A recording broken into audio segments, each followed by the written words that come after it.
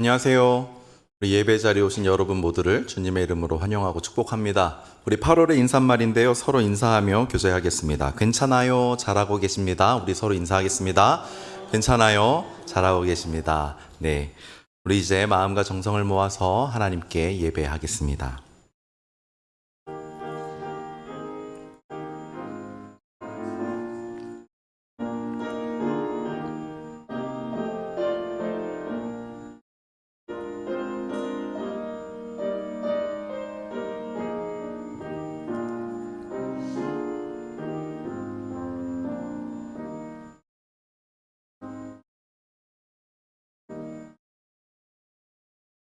하나님 아버지, 하나님의 거룩하신 부름 앞에 저희들이 모이게 하시고 마음과 정성을 모아 예배하게 하시니 감사를 드립니다. 삶 속에서 채워주시는 하나님의 은혜를 기억하며 감사와 찬양이 넘쳐나게 하여 주옵소서. 오늘도 허락하실 하나님의 말씀 속에서 성령 하나님의 임재를 경험하게 하옵소서. 예수님의 이름으로 기원하옵나이다. 아멘. 다 함께 찬송가 204장 찬양하겠습니다. 찬송가 204장입니다.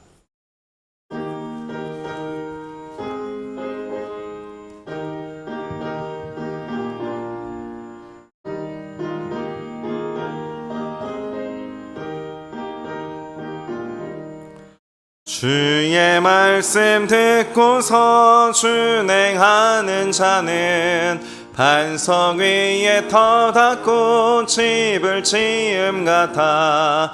비가 오고 물나며 바람 부딪혀도 반석 위에 세운 집 무너지지 않네. 잘 짓고 잘 짓세 우리 집 잘 짓세. 만세 반석 위에다 우리 집 잘 짓세. 주의 말씀 듣고도 행치 않는 자는 모래 위에 터닫고 집을 지음 같아. 비가 오고 물나며 바람 부딪힐 때 모래 위에 세운 집 크게 무너지네.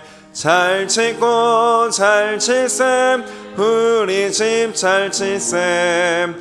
만세 반석 위에다 우리 집 잘 짓셈. 세상 모든 사람들 집을 짓는 자니 반석 위가 아니면 모래 위에 짓네. 우리 구주 오셔서 지은 상을 줄 때 세운 공로 따라서 영영 상벌 주리. 잘 짓고 잘 짓셈 우리 집 잘 짓셈. 만세 반석 위에다 우리 집 잘 짓셈. 우리 이어서 354장 찬양하겠습니다. 찬송가 354장입니다.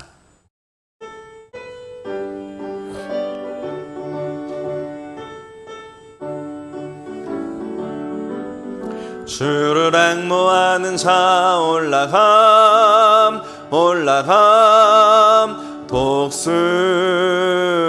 독수리같이 모든 싸움 이기고 근심 걱정 벗은 후 올라감 올라감.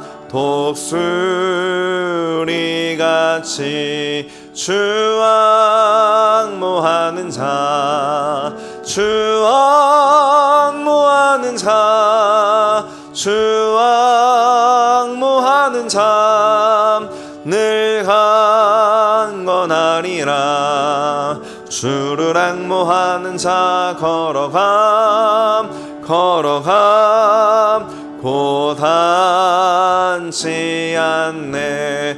길을 잃은 양떼를 두루 찾아다니며 걸어감 걸어감 고단치 않네. 주 앙모하는 자 주 앙모하는 자 주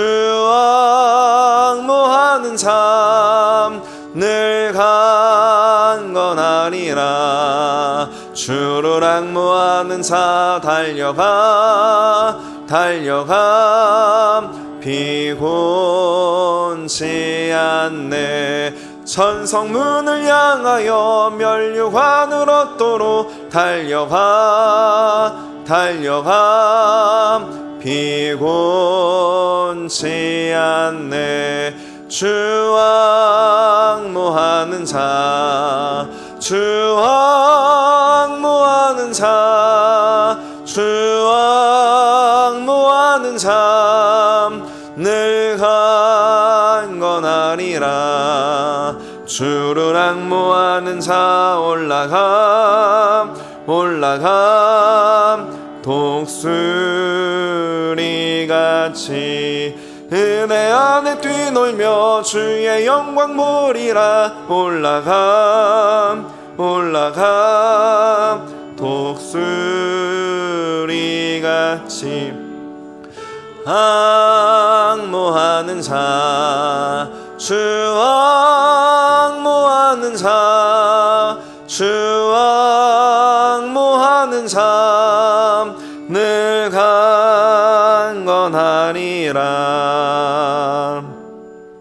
이 시간은 합심기도 시간입니다. 우리 예배를 위해서 기도하겠습니다. 성령 하나님의 조명하심이 가득한 예배 될 수 있도록 기도하겠습니다. 또 오늘 말씀을 전해주시는 이규왕 목사님을 위해서 함께 중보하겠고요. 또한 온 세계의 기후, 위기와 재난, 기아, 난민을 위하여서도 우리 함께 마음을 모아 중보하겠습니다. 기도하겠습니다. 하나님 감사합니다. 거룩하신 이 귀한 시간을 허락하여 주시고 하나님의 말씀을 사모하게 하시니 감사를 드립니다. 더욱더 하나님을 바라보며 하나님의 조명하심을 기대하는 저희 되게 하여 주시옵소서.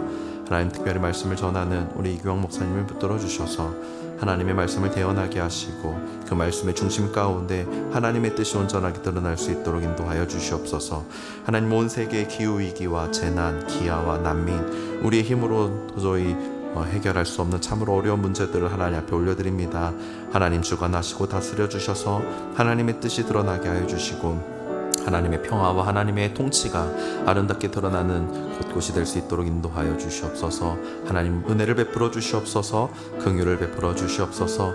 하나님의 손길을 허락하여 주시옵소서. 하나님 그렇게 주님을 바라보는 우리 될 수 있길 간절히 원하오니 붙들어 주셔서 주님 앞에 나아가는 귀한 시간 될 수 있도록 주님을 붙드는 귀한 시간 될 수 있도록 주님 앞에 나아가는 귀한 하나님의 부르심을 깨닫는 시간 될 수 있도록 하나님 붙들어 주시옵소서. 그렇게 주님 앞에 나아가는 우리 되길 원하오니 주님 인도하시길 간절히 원합니다. 주시옵소서.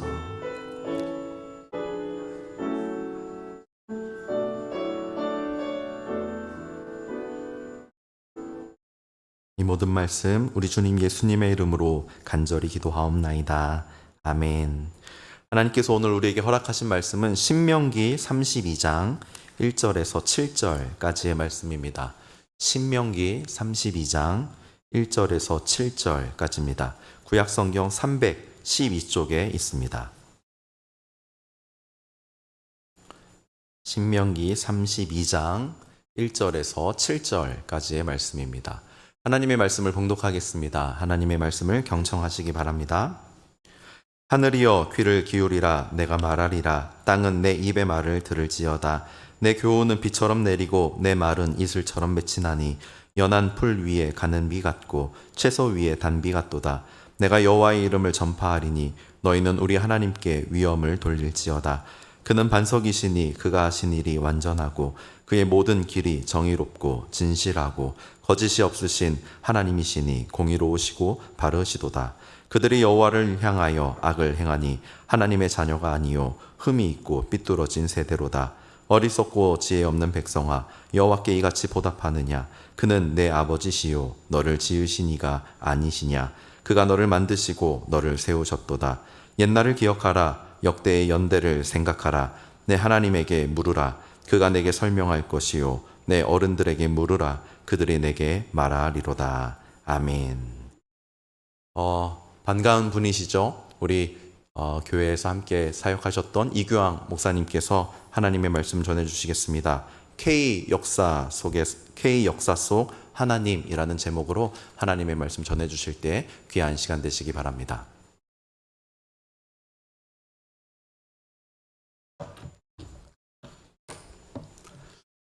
안녕하세요. 반갑습니다. 3년 반년 만에 이 자리에 다시 오게 되었습니다. 어제 밤잠을 좀 설쳤습니다.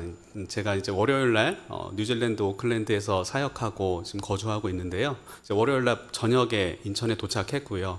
시차도 있었지만 너무나 이제 보고 싶은 분들이 많아서 성암교회를 갈 수 있어서 잠을 잘 자지 못했습니다.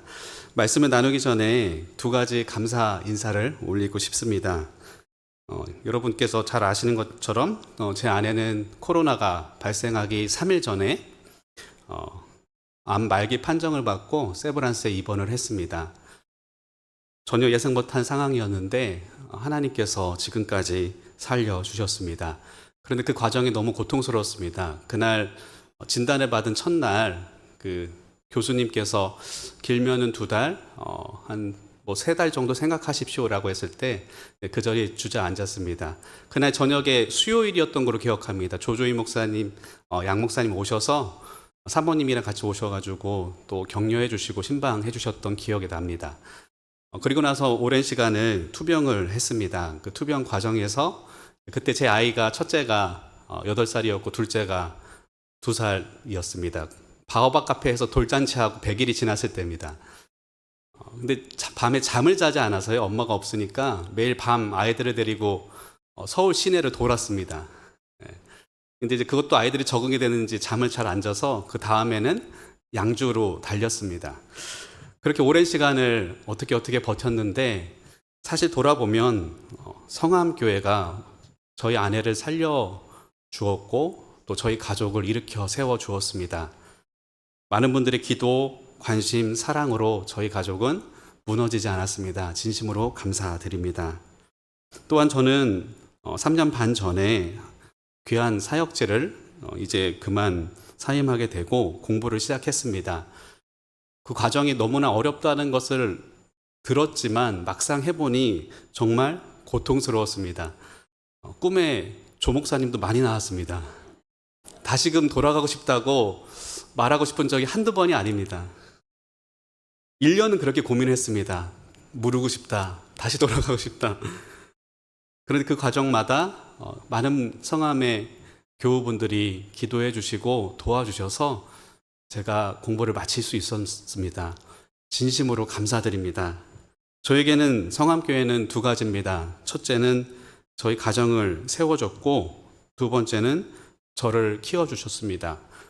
학업과 신학 공부에 전념할 수 있도록 모든 지원을 아끼지 않아 주셨습니다. 이 자리를 비롯해서 다시 한번 감사의 말씀을 올려드립니다. 오늘 본문은 신명기입니다. 잘 아시는 것처럼 신명기 대부분은 모세가 이스라엘 백성에게 전한 긴 설교로 이루어져 있습니다. 모세는 이 설교를 통해서 하나님께서 이스라엘에게 어떤 일을 행하셨는지 그리고 이스라엘은 어떤 공동체로 세워져야 하는지를 가르치셨습니다. 그런데 이제 모세의 생애가 막바지에 이르렀습니다. 하나님께서는 이전과 다른 방식, 설교가 아니라 노래라는 장르를 통해서 이스라엘을 가르치려고 하셨습니다. 오늘 본문은 아니지만 바로 직전에 신명기 31장 19절에서 이렇게 말씀하고 계십니다. 그러므로 이제 너희는 이 노래를 써서 이스라엘 자손들에게 가르쳐 그들의 입으로 부르게 하여 이 노래로 나를 위하여 이스라엘 자손들에게 증거가 되게 하라. 그리고 이어지는 31장의 마지막은 이렇습니다. 그리고 모세가 이스라엘 총회에 이 노래의 말씀을 끝까지 읽어 들리리라. 그리고 이어지는 말씀이 우리가 오늘 함께 읽은 신명기 32장입니다. 그래서 오늘 본문은요, 설교의 연장이라고 하기보다는 모세가 생애 마지막에 이스라엘 백성들에게 남긴 노래 가사라고 이해하셔도 좋습니다. 그럼 이 노래에는 어떤 내용이 담겨 있을까요? 평생 하나님 말씀을 가르쳤던 모세가 자신의 생애 마지막에 남기고 싶었던 메시지는 무엇이었을까요? 먼저 모세는 하나님께서 어떤 분인지 노래합니다. 오늘 본문 4절입니다. 이 고백을 통하면은요, 하나님은 반석이시고요, 흔들리지 않는 분이고 신실하신 분이십니다. 이스라엘 백성을 애굽에서 건져내셨고 광야를 지나 인도하신 분이십니다. 그는 반석이시니 그가 하신 일이 완전하고 그의 모든 길이 정의롭고 진실하고 거짓이 없으신 하나님이시니 공의로우시고 바르시도다. 하나님은 완전하신 분이시고 바르신 분이십니다. 그런데 이어지는 5절에서는 분위기가 사뭇 달라집니다. 매우 거칠고 강한 표현이 등장합니다. 그들이 여호와를 향하여 악을 행하니, 여기서 그들은 지금 이 설교와 이 노래를 듣고 있는 이스라엘 백성들의 선조가 될 수 있습니다. 악을 행하니 하나님의 자녀가 아니요 흠이 있고 삐뚤어진 세대로다. 역사적 기록에 따라서 이스라엘 백성은 하나님을 수없이 거역했습니다. 자신을 지으시고 세우신 하나님의 은혜를 잊어버렸습니다. 그래서 모세는 6절에서 이렇게 묻고 있습니다. 그는 내 아버지시요 너를 지으신 이가 아니시냐? 그가 너를 만드시고 너를 세우셨도다. 지금 이 노래의 가사를 보면은요, 이스라엘의 가장 큰 문제는 단순히 몇 가지 율법을 어겼다는 데 있지 않았습니다. 자신들이 누구로부터 왔는지, 누가 자신들을 구원하셨는지, 누가 지금까지 인도하셨는지를 잊어버린 것이 더 근본적인 문제였습니다. 그래서 신명기 전체를 보면 기억하라는 명령과 잊지 말라는 그 경고가 계속 반복됩니다. 광야에서 40년 걸었던 것을 기억하라. 애굽에서 종 되었던 때를 기억하라. 하나님이 너희들을 어떻게 이끌어내셨는지를 기억하라라고 반복적으로 말씀하십니다. 왜 그렇습니까? 여러분, 망각, 잊어버리는 것은 사실 단순한 기억력의 문제가 아닙니다. 누군가 저에게 신앙의 반대말은 무엇입니까? 라고 질문을 하신다면 저는 주저없이 망각입니다라고 답하겠습니다. 구체적으로는 하나님에 대한 기억이 망각입니다.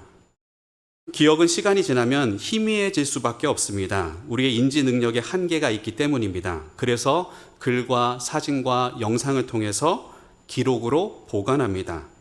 하나님과의 추억, 그것도 기록하지 않으면, 보관하지 않으면 시간이 지나고 그것이 희미해집니다. 점차 사라지는 것입니다. 그래서 오랜 시간이 지나 세대가 세대를 이어진 다음에도 하나님을 잊어버리면 지금 내가 가지고 있는 것을 당연하게 생각할 수 있습니다. 또 내가 잘해서 여기까지 왔다고 생각할 수도 있습니다. 내 힘과 능력의 결과가 재물이라고 생각할 수도 있습니다. 반대로 하나님을 기억하면 지금 이 순간은 비록 초라할지라도 하나님께서 허락하신 감사를 회복할 수 있습니다. 그리고 눈에 보이는 모든 것들을 은혜로 해석하기 시작합니다. 그것이 기억의 힘입니다. 오늘 본문 가운데 재미있는 말씀이 있습니다. 7절입니다. 한번 우리 본문 7절을 같이 읽어볼까요? 옛날을 기억하라. 역대의 연대를 생각하라. 내 아버지에게 물으라. 그가 내게 설명할 것이요. 내 어른들에게 물으라. 그들이 내게 말하리로다. 우리 보통 다음 세대의 신앙 교육할 때 우리가 가진 고정관념이 있습니다. 능숙한 그리고 또 경험이 많은 교사가 아이들에게 잘 가르치면 됩니다. 물론 맞는 말씀입니다. 신명기 6장에서도요. 부모님들에게 하나님의 말씀을 자녀들에게 부지런히 가르치라고 명령하고 있습니다. 그런데 오늘 함께 읽은 32장은 조금 다른 방향을 보여줍니다. 하나님께서 다음 세대에게 배워라 라고 말씀하지 않으시고 물으라 라고 말씀하십니다. 너의 아버지에게 질문해라. 내가 속한 공동체의 어른들에게 물으라. 이 말씀은 다음 세대의 신앙교육이 우리 아이들이 단순히 수동적인 대상이 아니라는 사실을 보여줍니다. 그리고 그들이 가진 책임도 보여줍니다. 그것은 질문하는 것입니다. 아빠, 우리는 왜 하나님을 믿어야 합니까? 엄마, 우리 가정은 어떻게 예수님을 믿게 되었습니까? 할아버지는 언제부터 교회에 다니셨습니까? 이런 질문들을 계속 하라는 것입니다. 요즘 제 막내가 호기심이 많습니다. 부쩍 질문이 늘었습니다. 얼마 전에는 저한테 아빠, 내가 난 헌금 어디다 써? 라고 질문을 했습니다. 이제 운전하는 동안 이제 제가 운전하고 있을 때 이제 질문을 하다 보니까 저도 그냥 좀 건성으로 대답했습니다. 그거 하나님께서 쓰시는 거야? 라고 했더니 저한테 또 이렇게 질문합니다. 그럼 그 돈으로 하나님이 뭘 사 먹어? 그래서 제가 다시 집에 와서 이제 그 헌금이 어떤 의미인지 그리고 어디에 쓰이는지를 하나하나 설명해 줬습니다. 이 8살짜리의 호기심입니다. 계속해서 성경은 다음 세대에게 질문을 던지라고 요구합니다. 질문한다는 것은 관심이 있다는 뜻이고요. 또 남의 이야기를 이제 내 이야기로 받아들이기 시작했다는 의미이기도 합니다. 엄마 아빠가 믿으니까 그냥 따라다니는 신앙에서 어느 순간 나는 왜 믿지? 나는 왜 이런 교회를 다녀야 되지?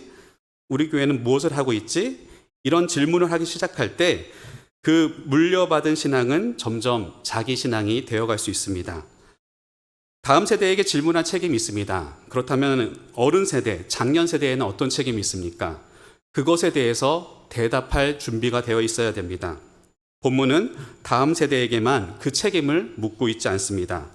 내 아버지에게 물으라. 그가 내게 어떻게 해요? 설명할 것이요. 내 어른들에게 물으라. 그들이 내게 말하리로다. 다음 세대에게 물을 책임이 있다면 앞선 세대에게는 대답할 책임이 있습니다. 이것이 세대 간 신앙의 상호적인 책임입니다. 한 세대는 질문을 하고 다른 세대는 대답을 합니다. 질문과 응답을 통해서 신앙의 기억이 이어집니다. 근데 여기서 한 가지 우리에게 중요한 숙제가 있습니다. 아이들이 질문했을 때 우리가 대답을 하기 위해서는 먼저 알고 있어야 된다는 것입니다. 아빠, 우리 교회는 어떻게 시작됐어요? 잘 모르겠어. 목사님한테 전화해봐. 그렇게 대답하는 것보다 내가 우리 교회가 언제 시작됐고 어떻게 시작되는지 알고 있다면, 물론 그런 질문을 안 할 수도 있겠지만 그 질문이 나에게 왔을 때 대답할 수 있다는 겁니다. 어떻게 예수님을 믿게 되었는지, 왜 내가 예수님을 믿어야 되는지, 왜 세례를 받아야 되는지, 그런 질문에 대해서 우리 어른들은 대답할 준비가 되어 있어야 되는 겁니다. 때로 이런 질문을 받습니다. 어떻게 해서 한국이 복음화가 됐습니까? 복음이 들어왔습니까? 그럴 때도 마찬가지입니다. 인터넷을 보면, 유튜브 보면 다 나와 있어 라고 대답하는 것은 나에게 주어진 책임을 미루는 것입니다. 그러므로 우리에게는 기억이 필요합니다. 역사에 대한 지식, 그리고 이해와 성찰이 요구됩니다. 제가 이것을 돕기 위해서 오늘 2가지 사례를 전해드리고자 합니다. 먼저 이제 제 경험을 말씀드릴 텐데, 저는 올해 2월에 뉴질랜드 오클랜드로 이주해서 교회에서 사역하면서 또 공부도 계속 하고 있습니다. 제가 영어가 부족하거든요. 그래서 뭐 은행을 가거나 관공서를 갈 때마다 너무 불편했습니다. 그래서 안 되겠다 싶어서 집에서 가까운 어학원에 등록을 했습니다. 어학원 등록해서 첫날 월요일에 토론 주제를 주셨는데, 그 토론 주제가 삼성전자는 어떤 회사이고 어떤 사업을 하고 있는가, 그리고 삼성전자가 왜 사람들에게 그 많은 핸드폰이나 노트북 같은 걸 잘 파는가에 대해서 서로 토론을 하라는 겁니다. 그리고 나서 이제 그 선생님께서 가르쳐 주신 게 이제 키위 백인이신데요. 삼성전자가, 저는 설탕 회사로 시작한 줄 알았는데 채소를 중국에 수출하는 회사로 시작했다고 알려주시더라고요. 제가 전혀 모르는 내용을 이미 백인들은 다 알고 있고요. 그리고 또 그 어학원에는 제 반에 한 30명 정도 모이는데, 뭐 중국, 대만, 인도, 브라질, 그리고 또 일본, 각국의 사람들이 다 모여 있습니다. 그런데 그런 주제를 던져주셨다는 것은 이 회사에 대해서, 그리고 이 회사가 어떤 회사인지 모르는 분이 없다는 의미이기도 합니다. 그뿐만이 아니라 어느 곳을 가나 한국 가전제품이 있고요. 제 아내에게 이야기를 들어보니까 20-30년 전에는 뭐 한국 식품 구하기가 어려웠는데, 이제는 제 가까운 동네 편의점, 한국으로 비유하자면 편의점 같은 데 가면은 한국 라면이 없는 곳이 없습니다. 어떻게 이 대한민국이 이런 기술 강국이 되었고 전 세계적으로 유명한 기업들을 만들어낼 수 있었을까요? 자동차도 마찬가지입니다. 자동차도 우리가 흔히 알고 있는 한국 브랜드들이요. 거기서는 상당히 고급 브랜드로 점점 인식이 바뀌고 있습니다. 그리고 또 제 두 번째 경험입니다. 제가 지지난주에 저희 아이가 다니는 학교에서 디스코 파티가 있었습니다. 디스코 파티가 뭐냐면은 이제 2시간 동안 노래를 틀어놓고요. 애들이 춤추고 옆에서 이제 간식을 먹는 시간입니다. 그런데 그 2시간 제가 자원봉사자로 갔는데요. 2시간 동안 1시간은 한국 가수들의 노래가 흘러나왔습니다. 그리고 이제는 어디 카페를 가거나 식당을 가도 한국 가수들의 노래, 소위 말하는 K-팝이죠. 그 노래들을 어디서든지 들을 수 있습니다. 이전에는 전혀 상상하지 못했던 일들이 해외에서 지금 벌어지고 있습니다. 그런데 이것이 어떻게 가능했을까? 저는 이 안에도 하나님의 섭리와 역사가 있다고 믿습니다. 두 분의 선교사님을 제가 소개해 드리려고 합니다. 첫 번째는 그레그 선교사님이십니다. 한국어 성함은 구레구라고 불렀습니다. 영문 성함이 그레그다 보니까요. 한인들이 그레그 하면서 아마 구레구라고 이름을 붙여주신 것 같습니다. 이분은 캐나다 토론토 출생입니다. 1863년에 태어나셔서 1939년에 이제 세상을 떠나셨고요. 한국에는 1906년에 입국하셨습니다. 그 당시에는 이제 캐나다 토론토에서 오려면은 토론토에서 밴쿠버를 가고 밴쿠버에서 배를 타고 요코하마를 갑니다. 그래서 요코하마에서 부산으로 가고요. 부산에서 기차를 타고 서울로 오게 되는 그런 한 달 가까운 여정을 감당을 했습니다. 이분은 건축과 기계 그리고 공학 전문가입니다.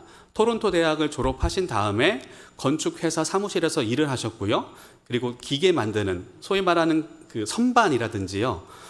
기계 작업을 할 수 있는 그런 여러 가지 장비들을 만들고 공학에도 소회가 깊었습니다. 자, 그런데 이분에 대해서 설명을 드리기 전에 한 가지 우리가 같이 나눌 게 있는데 1844년에 영국 런던에서 YMCA라는 단체가 설립이 됩니다.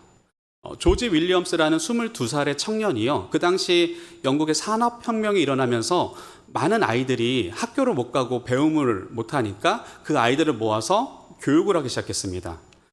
그래서 자신이 이제 운영했던 그 포목상의 건물에서 아이들을 모아서 같이 기도하고 찬양도 하고 그리고 그 아이들을 교육을 했습니다. 그래서 생긴 단체가 YMCA고요. 한국에는 질레트라는 선교사님을 통해서 1903년에 황성, 그러니까 황제가 거하는 성, 그 당시에는 이제 서울을 황성이라고 불렀는데요. 서울 YMCA가 설립이 됩니다. 그때가 1903년입니다. 그때 질레트가 외국에 선생님들을 요청하는 서한의 일부입니다. 이렇게 그가 기록을 하고 있습니다. 야망이 있는 한국인들은 역사상 처음으로 절대 가난에서 일어날 수 있다는 확신 속에 있다. 이 나라는 현재 1906년 상업 교육을 비롯해 공업 교육과 실용적인 과학 교육이 이루어지기를 열망하고 있다.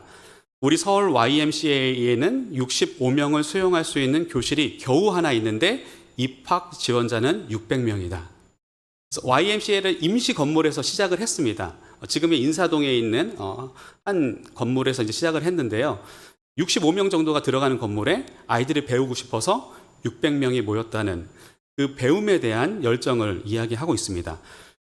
그러면서 많은 한국인들이 모금을 하고요. 그리고 또 외국에서 백화점을 경영하시는 한 사업가가 큰 그 건축비를 기부를 하면서 서울 YMCA 본관이 1908년에 완공됩니다. 지금 종로 2가에 있는 그 자리입니다. 그 자리고요. 참 재밌게도 이 건물을 후원하신 분이, 건축비를 후원하신 분이 그 미국의 백화점 재벌인데 존 와나메이커라고 하는 분인데요. 이분이 건축비를 낼 때 조건이 있었습니다. 그 당시 비용이 충분하지 못해서 선교사님들은 대부분 지금 도로가 있고 건물이 바로 붙어 있잖아요. 근데 그 안쪽 블록은 좀 더 땅값이 저렴한 겁니다. 그래서 돈을 맞춰서 우리가 안쪽에 건물을 지어야겠습니다 했는데 아까 보셨던 와나메이커가 반대합니다. 안 된다. 도로에다 지어라. 제가 생각했을 때 이게 제 개인적인 생각입니다. 아무래도 자기가 큰 돈을 기부해서 건물을 지었는데 안쪽에 들어가 있으면 잘 안 보이잖아요. 그래서 도로 쪽에 지으라고 말씀하신 거 아닌가라고 저는 조심스럽게 한번 추측을 해봅니다. 그 당시만 해도요, 저런 건물이 없었습니다. 1902년 서울도 저런 한옥집들이 대부분이었고요. 1903년만 해도요, 저 왼쪽은 이제 기와집, 벽돌을 이제 쌓아서 올리는 집이고, 그 반대쪽으로도 예전에 건축 양식의 집들이 있었습니다. 그런데 이제는 조금씩 서구의 양식을 가진 건축물들이 지어지기 시작했습니다. 그래서 1908년에 서울 YMCA 본관이 완성이 되었고요. 이게 이제 이 본관이 설립된 다음에 아이들이 수강 신청을 받는데 대부분 양반의 자제들만 왔습니다. 왜냐하면 그때만 해도 뭐 노비라든지 뭐 다른 좀 신분이 낮은 분들은 이제 배우고 싶어도 부끄러워서 저기에 끼지를 못하는 겁니다. 양반 자제들이 가서 수업을 듣기 위해서 몰려들었습니다.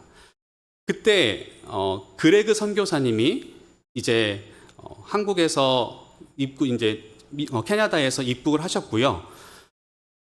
자기 본국에다가 편지를 보내줍니다. 뭐라고 하시냐면은 1908년도의 편지인데, 현재 한국 사회에서 직업 학교에 대한 요구는 확실히 매우 강하다. 한국인들이 현재 쇠약해진 국가 상태에서 일어서는데 아주 절실하게 필요한 것은 기독교 복음 외에 산업 학교밖에 없다라고 자신의 후원자들에게 선교 편지를 씁니다. 그러니까 이분이 오셔서 선교를 하신 것은 복음도 전했지만 이 땅의 산업의 기반을 닦아야겠다라는 사명감으로 왔다고 하는 겁니다. 그래서 이분이 YMCA 안에 기계반을 설립했습니다. 저기서 뭘 만들었을까요? 여러분, 저도 이제 국민학교 마지막 세대인데 그때는 그 교실 한가운데 난로가 있었습니다. 난로가 있고 연통이 있어서 이렇게 기역자로 그 연통이 밖으로 나갔거든요. 그 기역자 연통을 만들었습니다. 그리고 그것뿐만 아니라 이제 처음에는 아주 간단한 공업 제품들을 저기서 생산하기 시작했습니다. 그리고 목공을 가르쳤습니다. 그래서 뭐 예를 들어서 뭐 이런 강대상을 어떻게 만들어야 되는지, 책상 만들기, 의자 만들기, 저런 것들을 교육을 하셨고요. 목공반 사진입니다. 학생들이 보이시는 외국인이 그레그 선교사님이시고요. 앉아서 목공을 배우고 있습니다.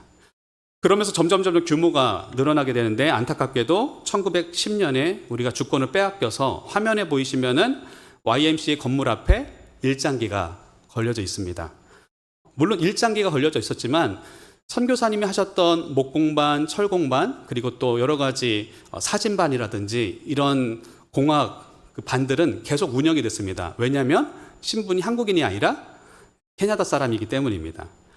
자, 점점 YMCA가 확장됩니다. 그래서 아까 제가 처음 보여줬던 또 사진은 본관이고요. 그 다음에 공업 학생들이 더 많은 수업을 들을 수 있도록 산업관이 만들어지고, 그 반대편에는 체육관까지 짓게 됩니다.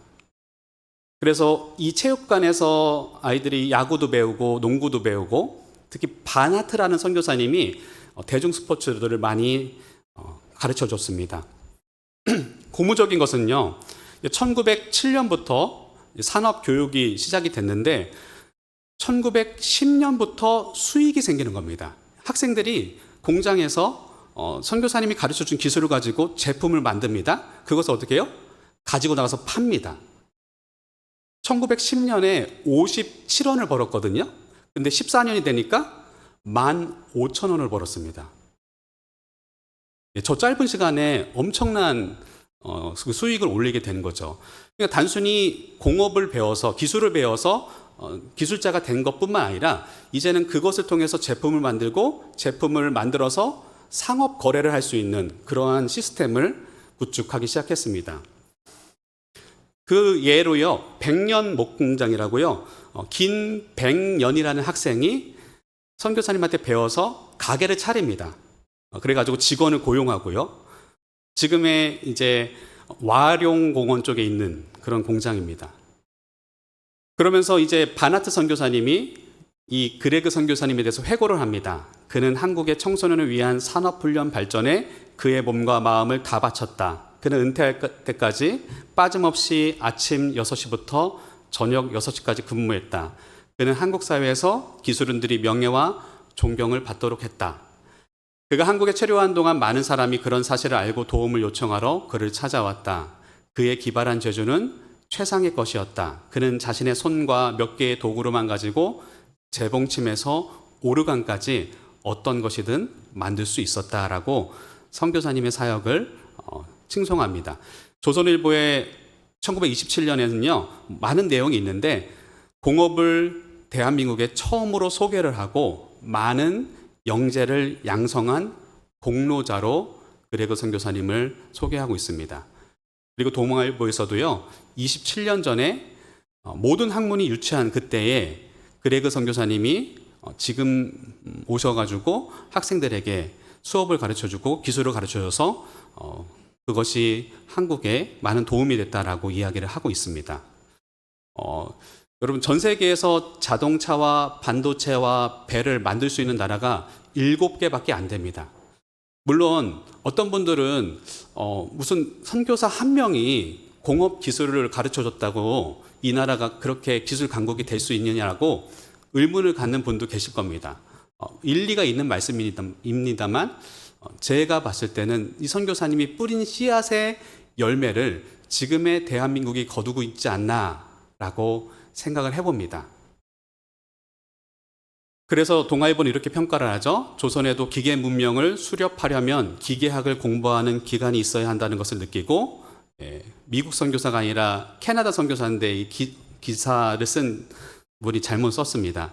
크레익 씨가 솔선하여 지금 종로의 청년회관을 신축하는 동시에 철공과를 창설하게 되었습니다. 라고 기록하고 있습니다.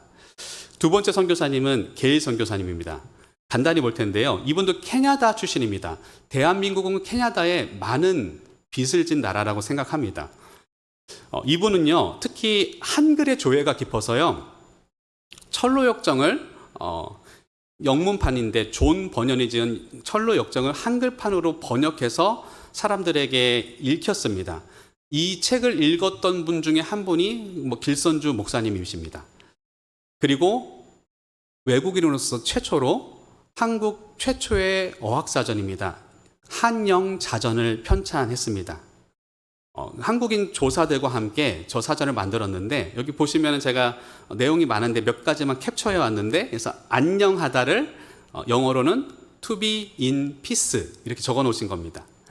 그러니까 이제 한국인들이 영어도 공부하고 한국어도 공부합니다. 1897년이면 여성이 교육을 받지 못했던 그런 때이기도 합니다. 느슨하다 같은 경우는 to be 루즈. 그래서 이 한영자전을 통해서 많은 사람들이 한글을 배우고 또 영어를 배울 수 있도록 도와주셨습니다. 그것이 점점점 발전해서 어떻게 되죠? 나중에 조선어학회에서 조선말 큰 사전을 발간하게 됩니다. 이때 참고했던 게 게일 선교사님의 한영자전입니다. 그뿐만이 아니라 한국에 있는 좋은 전통들을 전 세계에 계속 알렸습니다. 본인이 춘향전을 읽고요, 감동을 받아서 그것을 영어로 번역해서 출간을 해서 영국, 미국 이런 곳에 보내기도 했고요.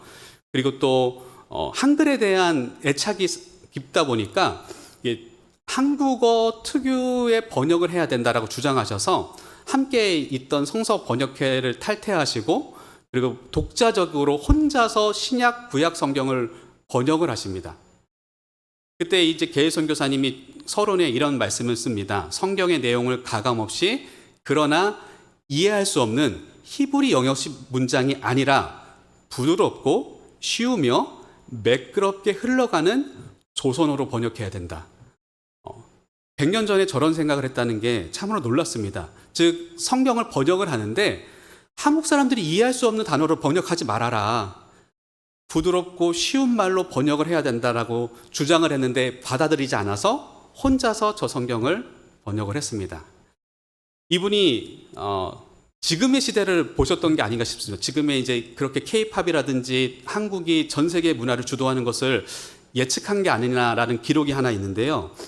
조선은 실로 동양의 히랍, 그리스라고 말하고픈 나라로 일찍이 고대 유사 이래 온갖 문화를 창조했으며 세계에서 으뜸가는 바가 있었습니다.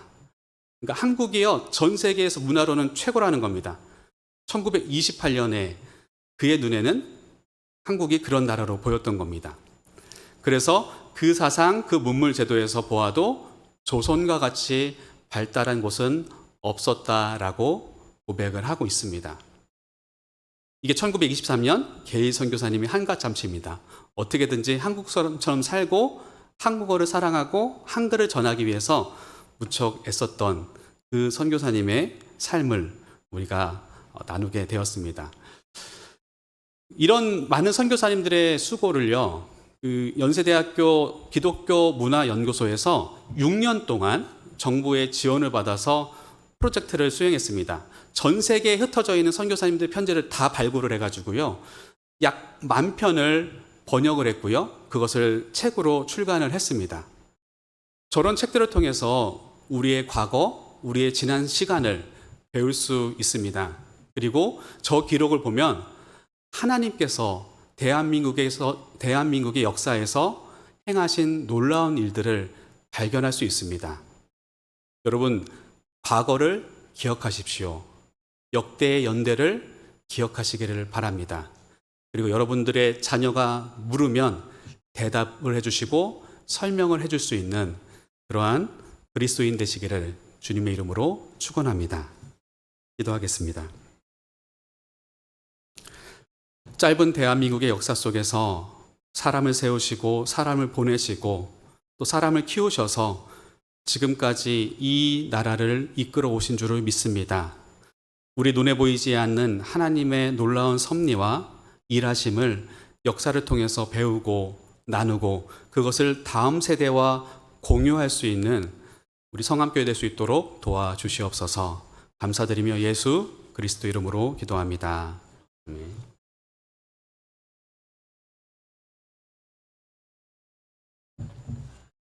이규환 목사님 말씀 전해주셨는데 연세대학교에서 한국교회사로 박사 학위를 마쳤습니다. 그래서 이제 학위 수여식 겸 이제 들어오셔서 잠깐 계시는데요.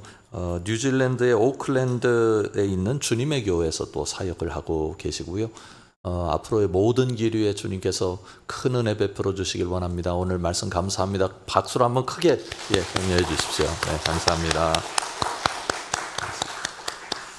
광고 말씀드리겠습니다. 주일 사경회가 9월 6일부터 진행되죠. 자라감의 희열이라고 하는 주제로 계속될 것입니다. 여러분들께서 많이 기도해 주셔서 정말 우리 모두에게 영적인 잔치가 될 수 있도록 함께해 주시기 바랍니다.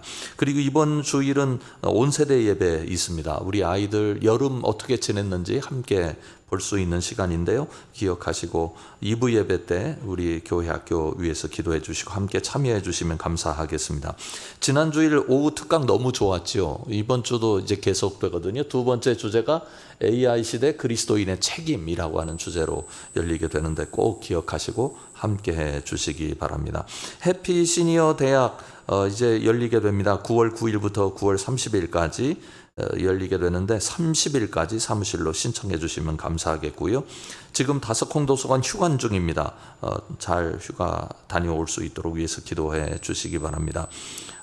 그리고 참 이 시간 제가 참 어색하더라고요. 제 딸 결혼하는데 위해서 기도해 주시면 감사하겠습니다. 기도하겠습니다. 지금은 우리 주 예수 그리스도의 은혜와 하나님 아버지의 놀라우신 사랑하심과 성령 하나님의 함께 하심이 과거를 기억하고 그리고 신앙적 유산으로 삼아서 후대에게 물려주고 그래서 하나님의 놀라운 역사가 계속되길 원하는 마음으로 예배하는 모든 우리 믿음의 식구들 위해 그리고 이규영 목사님과 그 가정과 그 길 위에 지금부터 영원까지 함께 계시기를 간절히 축원하옵나이다. 아멘.